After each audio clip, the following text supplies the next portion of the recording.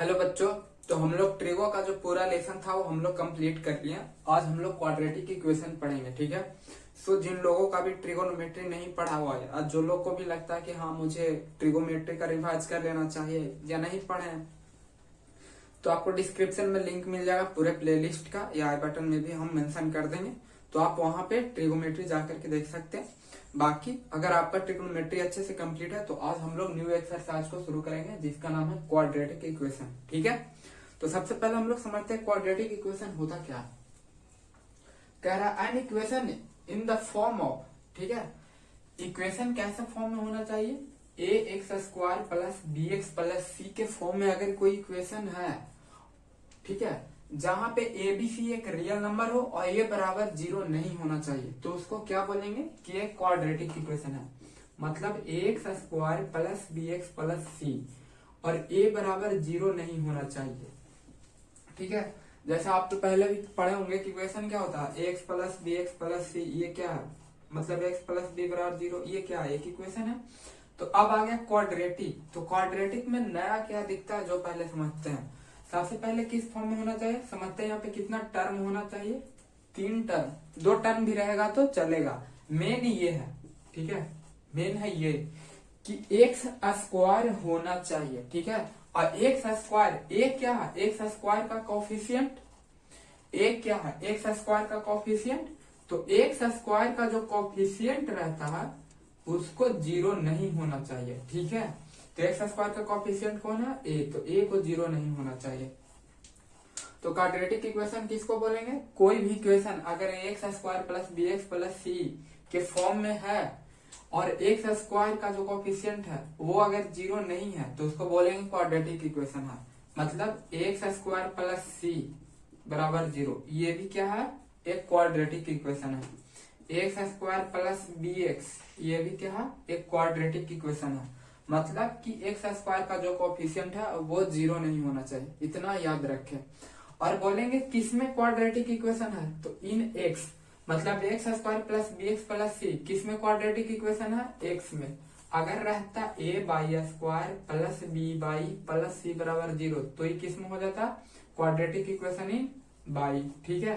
ऐसे ही अगर जेड रहता a z square plus b z plus c तो क्वाड्रेटिक इक्वेशन इन जेड हो जाता, ठीक है। तो ये तो हो गया क्वाड्रेटिक इक्वेशन किसको बोलते हैं। आई होप आप सभी को समझ में आ गया होगा। अब जैसे समझते हैं कि क्वाड्रेटिक इक्वेशन है तो क्या इसका रूट्स भी होता है। सबसे पहले समझते हैं रूट्स बोलते हैं किसको है, ठीक है। और जीरोज ऑफ पॉलिनोमियल ये क्या होता है। जैसे यहाँ पे हम एक इक्वेशन लिए हुए हैं, जैसे सपोज अगर एक्स स्क्वायर माइनस 9 बराबर 0 है, ठीक है। तो यहाँ पे अगर हम एक्स के जगह 3 और एक्स के जगह -3 रखते हैं, जैसे 3 का स्क्वायर -9, तो 9 माइनस 9 क्या हो गया, 0। -3 का स्क्वायर -9, ये भी क्या हो गया, 0। तो एक्स स्क्वायर -9 अगर हम लिए हैं और यहाँ पे जब हम x के जगह पे 3 और -3 रख रहे हैं तो ये क्या है, RHS के बराबर आ जा रहा है, ठीक है। तो जो यहाँ पे 3 और -3 हम ले रहे हैं यही होता है रूट्स ऑफ क्वाड्रेटिक इक्वेशन, ठीक है। या इसको बोल सकते हैं zeros of polynomial. Zeros of polynomial कहने का मतलब हमें कोई नंबर रख रहे हैं जिसके बाद वो क्या है, जो ये जो पॉलिनोमियल है या क्वाड्रेटिक है यहाँ पे वो क्या हो जाए, 0 हो जाए, ठीक है। तो ये जैसा अब इसको हम सोल्व करेंगे, जैसे एक्स स्क्वायर बराबर एक्स स्क्वायर -9 बराबर 0 है, तो एक्स स्क्वायर बराबर क्या हो गया 9, तो एक्स बराबर क्या हो जाएगा √9, ठीक है। तो यहाँ पे जो वैल्यू मिलेगा, मतलब एक्स स्क्वायर बराबर, जब इसको यहाँ पे जब एक्स को सोल्व करेंगे तो ये क्या आ जाएगा +-3 आएगा। तो यही जो आया +-3 ये क्या हो जाता है, रूट्स ऑफ क्वाड्रेटिक इक्वेशन। जैसे हम यहाँ पे क्वाड्रेटिक इक्वेशन लेकर के रखे हुए, अगर आपको फैक्टराइजेशन आता हुआ तो आप इसे सोल्व करके देख सकते हैं। जैसे यहाँ से हम कुछ नहीं तो ये 1 है, 10 से मल्टीप्लाई करेंगे तो 10x²। तो इसको क्या लिख सकते हैं, 5x + 2x, जब कर रहे हैं तो 7x आ जा रहा, और 5x × 2x ये क्या आ जा रहा, 10x² आ जा रहा। तो देख सकते हैं x² + 7x + 10, तो इसको कैसे लिखेंगे, x² + 5x + 2x + 10 बराबर 0। अब यहाँ पे कॉमन इन दोनों में मिलेगा, x लेंगे कॉमन, x प्लस 5, 2 लेंगे कॉमन, x प्लस 5 बराबर 0। तो x प्लस 2 और x प्लस 5, मतलब x बराबर -2 और x बराबर -5। कैसे? यहाँ पे जब 0 है, इतना तो आप सभी को समझ में आता होगा कि x प्लस 2 बराबर यहाँ पे 0 हो जाएगा और x प्लस 5 बराबर क्या हो जाएगा 0, क्योंकि जब दो नंबर को गुना करके 0 आ रहा मतलब a बराबर भी 0 हो, एक बार a बराबर 0 हो जाएगा, एक बार b बराबर 0 हो जाएगा। तो यहाँ पे जो x बराबर -2 और -5 आ रहा, यही हो जाता है रूट्स ऑफ क्वाड्रेटिक इक्वेशन, ठीक है। और इसी को बोलेंगे क्या, जीरोज ऑफ पॉलिनोमियल। मतलब ये होता है, जैसे हम बोले, एक थोड़ा सा ऐसे समझते हैं, जैसे ax² plus bx plus c, और बोलेंगे कि इसका रूट्स है अल्फा और बीटा, ठीक है। ये बस अभी हम समझा रहे थे ऐसे। तो अल्फा और बीटा अगर रूट्स है, कहने का मतलब ये हुआ कि जो यहाँ पे x है उसके जगह अगर अल्फा रखते हैं, ठीक है, a अल्फा स्क्वायर, जैसे इक्वेशन क्या है, ax² plus bx plus c, ये क्या है, ये क्वाड्रेटिक इक्वेशन है। और बोला क्या जा रहा, बोला जा रहा कि अल्फा बीटा क्या है, और रूट्स है, ये दोनों क्या है, रूट्स है। तो जब अल्फा बीटा रूट्स है तो ये हो जाएगा a alpha square two b alpha plus c बराबर क्या हो जाएगा 0। और बीटा जब रहेगा तो a beta square plus b beta plus c बराबर 0। वही देखिए यहाँ पे हुआ, मतलब यहाँ पे -2 और -5 आया। तो जरा हम चेक करते हैं, जैसे ये, तो अब हम इसको बोल सकते हैं कि ये जो है इसका रूट्स कौन कौन है, -2 और -5 क्या है, इसका रूट्स है। तो देखते हैं कि क्या ये 0 आ जा रहा -2 रखने पे, -2 का square plus 7 into -2 plus 5, minus कितना है यहाँ पे 10 है। तो -2 का स्क्वायर 4, -14 प्लस 10, 14 माइनस 14 क्या हो गया 0। तो मतलब कि देख सकते हैं अगर ये अल्फा या बीटा है तो अल्फा की जगह आज जब हम -2 रख रहे हैं तो क्या आ जा रहा है 0। तो यही हो गया रूट्स, कि अगर कोई क्वाड्रेटिक इक्वेशन है जिसका अल्फा बीटा रूट्स है तो x के जगह जब अल्फा रखेंगे तो क्या हो जाना चाहिए 0, x के जगह जब बीटा रखेंगे तो क्या हो जाना चाहिए 0। तो यहाँ पे भी वही, जब -2 और -5 आया तो -2 रख रहे तब भी 0 आ जाएगा और -5 रखेंगे तब भी 0 आ जाएगा, वो आप देख सकते हैं। ये हो जाएगा 25 माइनस 35 प्लस 10, 35 माइनस 35 क्या हो जाएगा 0, ठीक है।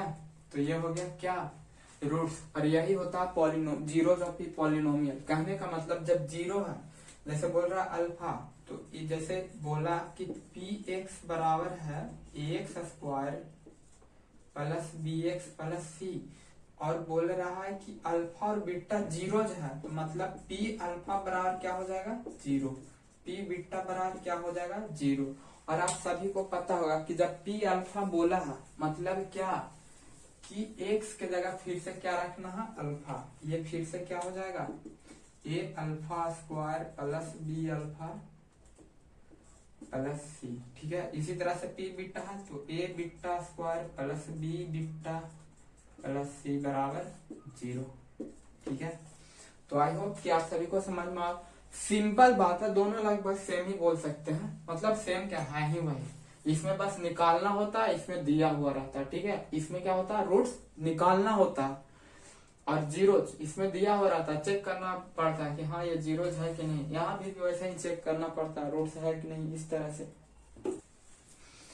तो अब हम लोग देखेंगे डिस्क्रिमिनांट क्या होता है, ठीक है। क्वाड्रेटिक इक्वेशन में समझ लिए क्वाड्रेटिक इक्वेशन क्या होता है, जीरोज ऑफ क्वाड्रेटिक इक्वेशन क्या होता है, मतलब जीरोज ऑफ पॉलिनोमियल क्या होता है, रूट्स ऑफ क्वाड्रेटिक इक्वेशन क्या होता है। तो वहां तो था सॉल्व करके, अब कुछ डायरेक्ट फॉर्मूले भी होते हैं जिससे हम निकाल सकते हैं, ठीक है। तो यहाँ पे हम सबसे पहले समझेंगे डिस्क्रिमिनांट क्या होता है। तो अगर कोई क्वाड्रेटिक इक्वेशन इस फॉर्म में ax² plus bx plus c बराबर 0, तो उसका जो डिस्क्रिमिनांट होता है वो b² माइनस 4ac होता है, और उसको हम लोग d से रिप्रेजेंट करते हैं, ठीक है। और ये d हम लोग निकालते क्यों है ये समझते हैं, डिस्क्रिमिनांट हम लोग निकालते क्यों, डिस्क्रिमिनांट हम लोग निकाल करके हम लोग पता करते हैं कि जो रूट्स है वो कैसा होगा, किस नेचर का होगा। ठीक है, मतलब अब जैसे यहाँ पे हम एक एग्जांपल लिए थे x square plus 7x plus 10 बराबर 0। तो यहाँ पे हम इसको फैक्टराइज कर रहे थे। ठीक है, यहाँ पे देख सकते हैं कि अगर हम क्या करें, यहाँ पे डायरेक्ट रूट्स निकालने का भी एक फॉर्मूला होता है। वो क्या होता है, minus b plus minus under root d by 2a। तो सबसे पहले हमको डी निकालना होगा। ठीक है, ये जो फॉर्मूला लिखा है ये डायरेक्ट एक्स और मतलब जो था ना अल्फा बीटा का वैल्यू क्या था, दो रूट्स था अल्फा और बीटा, तो वो डायरेक्ट अल्फा बीटा निकालने का ये फॉर्मूला होता है, minus b plus minus under root d by 2a। तो b के जगह कितना हो जाएगा, -7 plus minus under root d लिख सकते हैं, d के जगह क्या होता है बी स्क्वायर। तो बी स्क्वायर कितना हो जाएगा 49 माइनस 4, a के जगह 1 और c के जगह 10 बाई 2 और a के जगह 1 ही रहेगा। -7 plus minus under root 49 minus 9 मतलब ये 9 बाई 2। तो बोल सकते हैं -7 प्लस माइनस 3 बाई 2। तो ये हो जाएगा क्या -3 प्लस 3 बाई 2 और एक हो जाएगा -7 माइनस 3 बाई 2। तो ये देख सकते हैं -4 बाई 2 है, ये -10 बाई 2 है। तो ये आ जाएगा -4। ठीक है, और ये आ जाएगा -5। तो ये वही आया था -2 और -5। तो ये जो होता है अल्फा और बीटा निकालने का डायरेक्ट फॉर्मूला होता है minus b plus minus under root d by 2 है। लेकिन यहाँ पे एक डिस्क्रिमिनांट है जिससे ये पता चल रहा है, जिसका फॉर्मूला था बी स्क्वायर माइनस 4ac। अब यहाँ पे जैसे ये दो रूट्स आया -2 और -5, तो आप बोल सकते हैं कि ये दो अलग अलग रियल नंबर है। ठीक है, दो अलग अलग रियल नंबर है। और एक था एक्स स्क्वायर माइनस 9 बराबर 0। ठीक है, तो यहाँ पे भी क्या था, एक 3 आ रहा था, एक -3 आ रहा था। इक्वल रूट्स जैसे b बराबर जब 0 होता तो हम अभी पहले यहाँ पे देखते हैं। इतना तो समझ में आ गया होगा कि अल्फा बीटा डायरेक्ट अगर निकालना, जैसे कुछ क्वाड्रेटिक इक्वेशन होते हैं वो सोल्व नहीं हो रहे होते हैं, तो अब वहां पे हम क्या करते हैं, डायरेक्ट ये अल्फा बीटा जो निकालने का वो ये फॉर्मूला लगा देते हैं। ठीक है, डायरेक्ट अगर सोल्व नहीं हो रहा तो, अगर आप इजिली फैक्टराइज कर रहे हैं तब तो बहुत अच्छी बात है, नहीं कर पा रहे या बोल दिया कि इस फॉर्मूले से ही निकालो, तब भी इस फॉर्मूले का यूज कर सकते हैं। ठीक है, अब यहाँ पे नेचर ऑफ रूट्स, जैसे d का जब वैल्यू आया, यहीं पे जैसे वैल्यू आया d का कितना, यहाँ पे जब सोल्व कर रहे थे इसको तो d बराबर कितना आया 9। ऐसा भी तो हो सकता है d बराबर कभी -9 आ जाए या d बराबर 0 आ जाए, ये 3 केस तो बन सकता।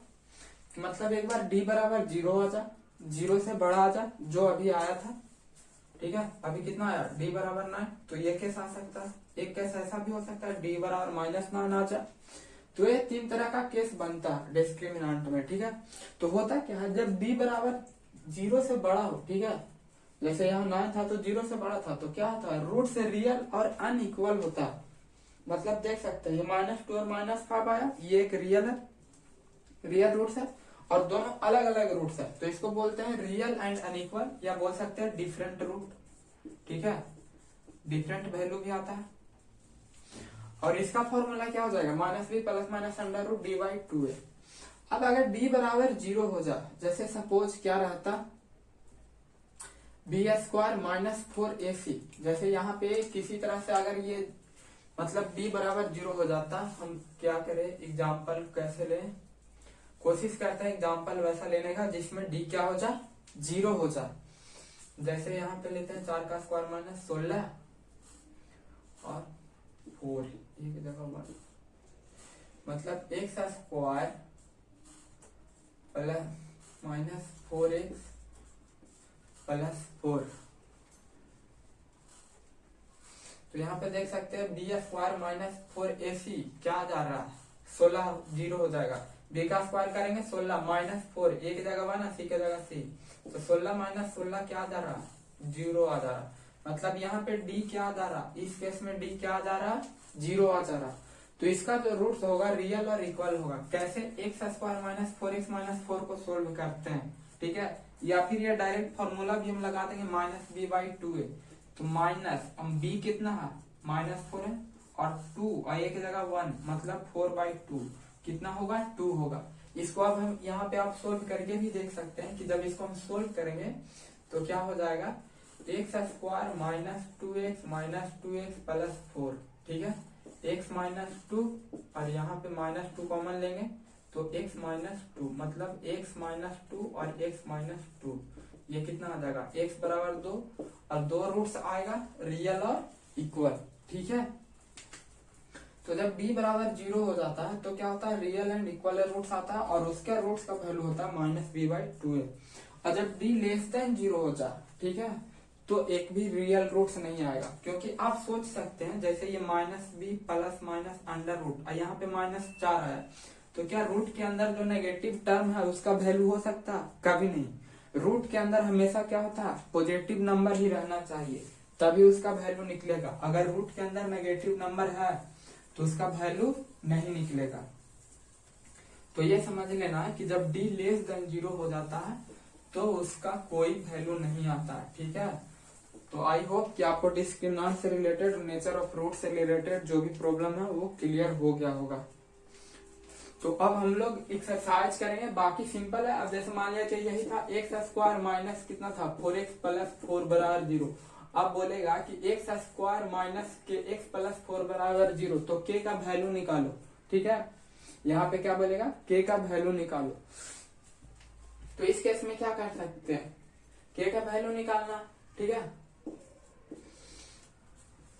तो यहाँ पे हम लोग क्या करेंगे, जैसे के का वैल्यू जब निकालना रहता है तो इसको सोल्व करना। तो जैसे अभी बताएं कि ये रूट्स है, ठीक है,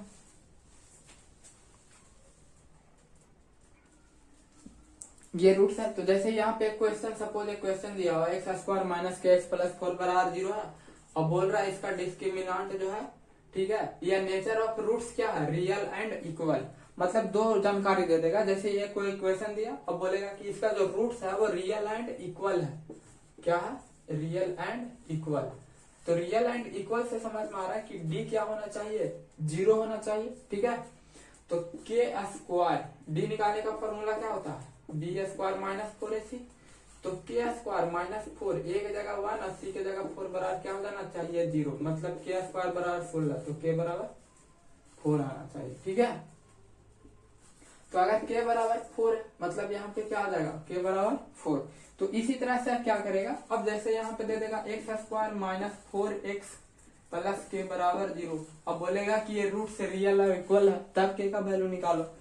तो यहाँ मतलब क्या कर, जो भी इक्वेशन दिया रहेगा ना उससे डी से रिलेटेड थोड़ा बहुत कर देगा। अब जैसे बोलेगा कि रियल एंड अनइक्वल रूट है, ठीक है, क्या बोलेगा, जैसे यहाँ पे था x square plus 7x plus 10 बराबर 0। अब बोला एक्स स्क्वायर प्लस के एक्स प्लस 10 बराबर 0 है और रूट से रियल एंड अनइक्वल है। कैसा रूट सा, रियल एंड अनइक्वल।